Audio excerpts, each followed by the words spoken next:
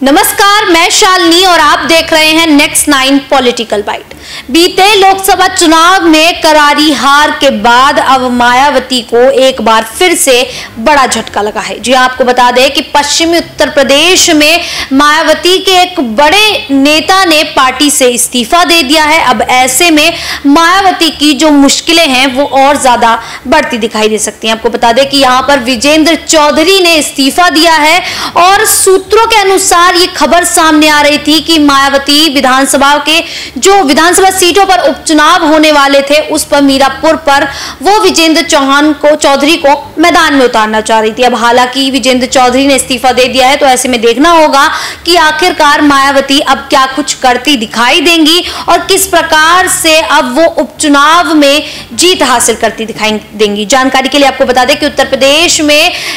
10 विधानसभा सीटों पर उपचुनाव होना है। हालांकि ये भी कयास लगाए जा रहे हैं कि अखिलेश यादव के खिलाफ जो राज्यसभा में विधायक उनके खिलाफ गए थे, बागी सुर अपनाए थे, उनके खिलाफ भी अखिलेश यादव कार्रवाई करते दिखाई दे रहे हैं। और ऐसे में यहां पर अगर उनकी जो विधायकी है उसको रद्द कर दिया जाता है तो उन 7 सीटों पर भी उपचुनाव हो सकता है। लेकिन यहां केवल मायावती की अगर बात की जाए तो मायावती अब क्या कुछ करेंगी, क्योंकि बीते लोकसभा चुनाव में देखा गया कि अकेले चलने की जो रणनीति पर वो कायम थी वो रणनीति आखिरकार विफल होती दिखाई दी। और यहां पर मायावती का एक भी सांसद और जो कह सकते कि विधायक जो है वो ना ही विधानसभा में है और ना ही लोकसभा में है। अब इसी पूरे मुद्दे पर चर्चा करेंगे। मेरे साथ मेरे सहयोगी मनीष मौजूद है। मनीष, जिस प्रकार से मायावती को झटका लगा है, ऐसे में ये कह सकते हैं कि उपचुनाव में मायावती जो कभी नहीं उतारती थी अपने उम्मीदवारों को, इस बार वो मैदान में उतारना चाह रही थी और उन्हें आधिकारिक तौर पर बयान भी दे दिया था कि वो चुनाव में यहां अपने 10 उम्मीदवारों को उतारेंगी। उसमें से एक उम्मीदवार ने इस्तीफा दे दिया है बीएसपी से। तो मायावती अब किस तरीके से अपनी रणनीति बनाएंगी और किस तरीके से मैदान में उतरती दिखाई देंगी, क्योंकि यहां पर उनके लिए जीत हासिल करना काफी ज्यादा मुश्किल हो गया है, क्योंकि यहाँ समाजवादी पार्टी जो है वो काफी ज्यादा उभरती हुई दिखाई दे रही है। और 10 सीटों पर क्या वो कुछ सीटों में से जीत हासिल कर भी पाएंगी या नहीं, क्या लगता है आपको? देखिए, जिस तरीके से लोकसभा चुनाव में उनकी रणनीतियां यहां पर विफल होती हुई नजर आई, वो मेरे को लगता है कि जिस तरीके आकाश आनंद पर जो मुकदमा यहां पर होता हुआ देखा गया, पैच देखिए शालिनी, जिस तरीके से लोकसभा चुनाव के दौरान आकाश आनंद का मामला निकल कर आया था, उनको नेशनल कोऑर्डिनेटर के पद से हटा दिया था, उत्तराधिकारी के पद से हटा दिया था, क्योंकि उन्होंने बयानबाजी की थी दूसरे नेताओं को लेकर, विपक्ष के नेताओं को लेकर। तो ऐसे में वहां पर मुश्किलें बढ़ी और अब लोकसभा चुनाव में करारी हार के बाद, एक भी सीट ना मिलने के बाद उपचुनाव को लेकर जो तैयारियां मायावती करती हुई नजर आ रही हैं, उसमें भी जिस तरीके से आपने जिक्र किया चौधरी विजेंद्र सिंह यहाँ पर दरकिनार होते हुए नजर आए पार्टी से। तो ऐसे में अब ये देखा जा सकता है कि मायावती बहुत ही ज्यादा मुश्किलों से गिरती हुई नजर आ रही है, क्योंकि जिस तरीके से सीएम के तौर पर उन्होंने सेवाएं दी हैं उत्तर प्रदेश में, उसको लेकर यहां पर पब्लिक जो है उनका वो साथ नहीं निभा पाई, नहीं दे पाई। और ऐसे में यहां पर समाजवादी पार्टी बाजी मार लेती है, अखिलेश यादव यहां पर बाजी मार लेते हैं। तो अब यहां पर मायावती की मुश्किलें थोड़ी बढ़ती हुई नजर आ सकती हैं। लेकिन जिस तरीके से यहां पर जिक्र हुआ पिछले कुछ दिनों के आकाश आनंद की दोबारा वापसी हो सकती है, आकाश आनंद की अगर वापसी हो जाती तो शायद यहां पर थोड़ी उम्मीद जताई जा सकती है, क्योंकि 10 विधानसभा सीटों पर उपचुनाव होने हैं और ऐसे में मायावती की पार्टी कुछ सीटें निकालने में कामयाब रहेगी। लेकिन वो उस सूरत में जब आकाश आनंद यहां पर पार्टी के साथ आते हैं, क्योंकि आकाश आनंद वो नेता हैं, वो एक ऐसे शख्स हैं जो क्या कहते हैं, मनीष, आकाश आनंद की बात हो रही है। आकाश आनंद को एक बार फिर से उनके जो महत्वपूर्ण 2 पद थे, कोऑर्डिनेटर पद और उत्तराधिकारी पद, उस पर बहाल कर दिया गया है। तो ऐसे में मायावती को कहीं ना कहीं ये एहसास हो गया था कि उन्होंने आकाश आनंद को जो अपरिपक्व बताकर पार्टी से दरकिनार कर दिया था, उन्हें ये एहसास हुआ कि लोकसभा चुनाव में नुकसान हुआ है उसके चलते। तो ऐसे में मायावती ने आकाश आनंद की एक बार फिर से बसपा में वापसी कर दी है कि आकाश आनंद अब वो प्रभाव डाल पाएंगे। और जिस प्रकार से मायावती ने 2007 में अपने दम पर सरकार बनाई थी, क्या आने वाले समय में मायावती विधानसभा चुनाव में अपने दम पर एक बार आकाश आनंद के भरोसे सरकार बनाती हुई दिखाई भी दे पाएंगी या नहीं? देखिए, जिस तरीके से शालिनी मैंने अभी बताया कि लोकसभा चुनाव के दौरान यहाँ पर जब तक आकाश आनंद साथ थे तो पार्टी मजबूत देखी जा रही थी, लेकिन यहाँ पर जब आकाश आनंद को यहाँ से नेशनल कोऑर्डिनेटर के पद से हटाया, उत्तराधिकारी के पद से हटाया, तो यहाँ पर पार्टी बिखरती हुई नजर आई। 2 गुट भी देखे गए भारतीय बहुजन समाज पार्टी में। तो ऐसे में तमाम विपक्ष यहाँ पर हमलावर था और ऐसे में मायावती की खूब यहाँ पर आलोचना भी हो रही थी। तो अब देखा जा सकता है जिस तरीके से उन्होंने दोबारा उनको बहाल किया है दोनों पदों पर, और यहाँ पर अब आकाश आनंद की दोबारा एंट्री होती है और यहाँ पर स्टार प्रचारक भी बनाए जाएंगे, तो अब यहाँ पर बड़ी जिम्मेदारी उनको जो मिलती हुई नजर आ रही है, उसको लेकर जहां तक मैं समझता हूं अपनी भाषा को थोड़ा काबू में रखकर, अपने शब्दों को थोड़ा काबू में रखकर अगर वो आगे की रणनीतियां बनाते हुए नजर आएंगे और बयानबाजी जिस तरीके से लोकसभा चुनाव के दौरान की थी उस तरीके से यहाँ पर बयानबाजी करेंगे, लेकिन शब्दों पर थोड़ा कंट्रोल रखेंगे, तो यहाँ पर बहुजन समाजवादी पार्टी यहाँ पर कहीं ना कहीं यहाँ पर 10 सीटों में से कुछ सीटें निकालने में कामयाब हो सकती है और यहाँ पर एक नई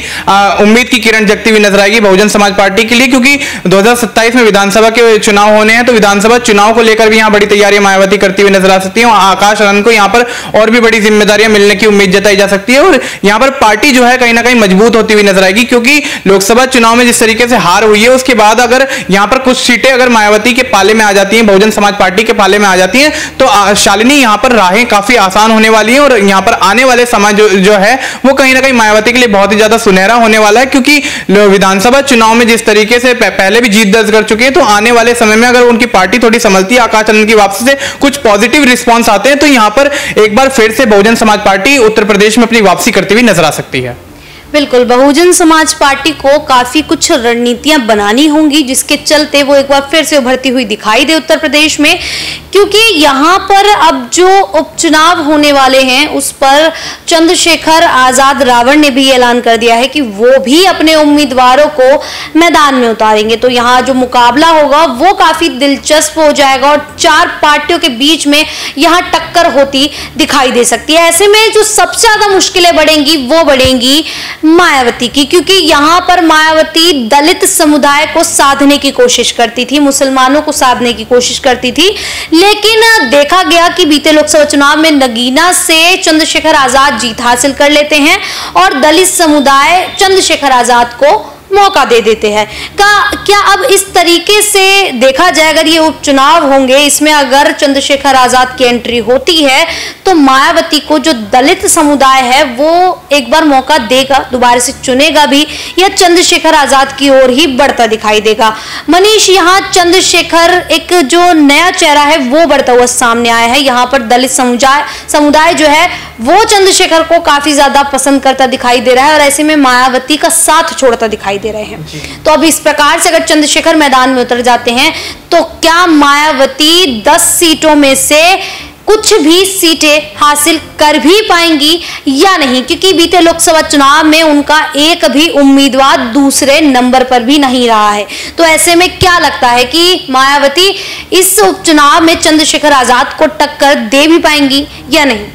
देखिए, जिस तरीके से अगर देखा जाए तो लोकसभा चुनाव के बाद से अब मायावती जिस तरीके से एक दोबारा से एक्टिव होती हुई नजर आ रही हैं और चंद्रशेखर आजाद की आपने बात करी कि चंद्रशेखर आजाद यहां पर खेल बिगाड़ते हुए नजर आएंगे कि नहीं। मैं आपको बता दूं कि मायावती जो है राजनीति की बहुत पुरानी खिलाड़ी हैं, बहुत अच्छी पकड़ उनकी राजनीति पर है और उत्तर प्रदेश तो खास तौर पर। लेकिन अगर देखा जाए कि 10 सीटों पर जो उपचुनाव होने हैं उसमें अगर चंद्रशेखर रावण यहां पर अपने पार्टी आजाद समाज पार्टी से यहां पर प्रत्याशी उतारते हैं तो बेशक वो जीत दर्ज करेंगे, लेकिन यहां पर मायावती के वोट बैंक जहां तक मैं समझता हूं काट नहीं पाएंगे, क्योंकि मायावती एक बार विफल होने के बाद यहां पर बहुत अच्छी तरह संभलती हुई नजर आ रही है। और मैंने जिस तरीके से जिक्र किया पहले कि आकाश आनंद की वापसी से यहां पर एक पार्टी को मजबूती मिलेगी और आने वाले समय में मायावती जो है काफी मजबूत स्थिति में उत्तर प्रदेश में नजर आएंगी। और ऐसे में अगर देखा जाए तो भारतीय जनता पार्टी की मुश्किलें ज्यादा बढ़ती हुई नजर आती हैं, क्योंकि जिस तरीके से समाजवादी पार्टी और बहुजन समाज पार्टी और यहां पर आजाद समाज पार्टी जो कि एक सीट चंद्रशेखर रावण ने यहां पर नगीना से जीती है, लेकिन उसके बावजूद भी यहां पर अगर चर्चा हो रही है तो इन 3 नामों की, 3 पार्टियों की या 3 नेताओं की। तो ऐसे में देखा जा सकता है कि भारतीय जनता पार्टी जो है उसका खेल बिगड़ सकता है। और ऐसे में विधानसभा के जो उपचुनाव हो रहे हैं, उपचुनाव के बाद जो विधानसभा के चुनाव 2027 में होंगे, यहां पर भारतीय जनता पार्टी का पूरा सुपड़ा साफ हो सकता है और चंद्रशेखर रावण की पार्टी बेशक यहां पर सीटें निकालने में कामयाब रहेगी, लेकिन उतनी बहुमत यहां पर हासिल नहीं हो पाएगा। और ऐसे में देखा जाए तो अखिलेश यादव नंबर 1 पर रहेंगे और जहां तक मुझे लगता है मायावती दूसरे नंबर पर रहेंगी, लेकिन भारतीय जनता पार्टी का सुपड़ा जो है वो साफ होने वाला है, क्योंकि जिस तरीके से तमाम दावे दावे लोकसभा चुनाव के दौरान देखे गए भारतीय जनता पार्टी की कि 400 पार करेंगे और राम मंदिर के मुद्दे पर उन्होंने काफी ज्यादा यहाँ पर बयानबाजी की है। तो ऐसे में देखा गया फैजाबाद से उनकी पार्टी का प्रत्याशी हार जाता है, अवधेश कुमार वहां से जीतते हैं सपा के प्रत्याशी। तो अब यहां पर देखा जा सकता है कि सपा की स्थिति जो है भारतीय जनता पार्टी से ज्यादा मजबूत है। और ऐसे में अगर दूसरी पार्टी की अगर बात करें आप, तो जो चंद्रशेखर रावण की पार्टी है, लेकिन मायावती भी कहीं पीछे नहीं है। तीसरे नंबर पर बेशक यहां पर मायावती रहेंगी, लेकिन भारतीय जनता पार्टी जो है इन तीन पार्टियों के यहां पर गणित के बीच में कहीं ना कहीं अपनी पार्टी को मजबूती को खोती हुई नजर आएगी। उत्तर प्रदेश में यहां पर आंकड़े पूरे जो है कहीं ना कहीं समाजवादी पार्टी, बहुजन समाज पार्टी और आजाद समाज पार्टी के समर्थन में आते हुए देखे जा सकते हैं। मनीष, ये तो आपने बात कही कि आने वाले विधानसभा चुनाव में क्या कुछ हो सकता है, लेकिन यहाँ पर जिस प्रकार से विजेंद्र चौधरी ने इस्तीफा दे दिया है, क्या ऐसे और भी कई नेता हैं जो बहुजन समाज पार्टी से इस्तीफा देते दिखाई दे सकते हैं? क्योंकि पार्टी अभी काफी ज्यादा कमजोर पड़ चुकी है। 2027 के बाद मायावती जो हैं वो मुकाम हासिल करती नहीं दिखाई दी है जो उन्होंने 2007 में किया था। तो अब ऐसे में ये कहा जा सकता है कि 2014 में उन्हें वो कह सकते हैं कि सीटें नहीं मिली उतनी जितनी वो चाह रही थी। यहाँ पर अगर 2019 की बात की जाए तो 2019 में भी ऐसा नहीं हुआ। तो अब ये जो विधानसभा चुनाव होंगे, ये हालात लगातार 10 साल से देखे जा रहे हैं और जो सांसद या विधायक या जो भी नेता कार्यकर्ता अब बसपा में हैं, क्या वो एक एक कर बसपा का साथ छोड़ते दिखाई दे सकते हैं? देखिए, ऐसा नहीं कि साथ छोड़ते हुए नजर आ सकते हैं। लोकसभा चुनाव के दौरान भी आपने देखा, चुनाव के दौरान ही यहाँ पर तमाम पार्टियों के, यहाँ तक कि भारतीय जनता पार्टी और कांग्रेस जो इतनी बड़ी पार्टी है, उनके यहाँ पर नेता और प्रत्याशी साथ छोड़ते हुए नजर आए बीच चुनाव में। तो अब देखा जा सकता है, यहाँ तो चुनाव शुरू भी नहीं हुआ है, लेकिन शुरू होने से पहले जिस तरीके से आपने जिक्र किया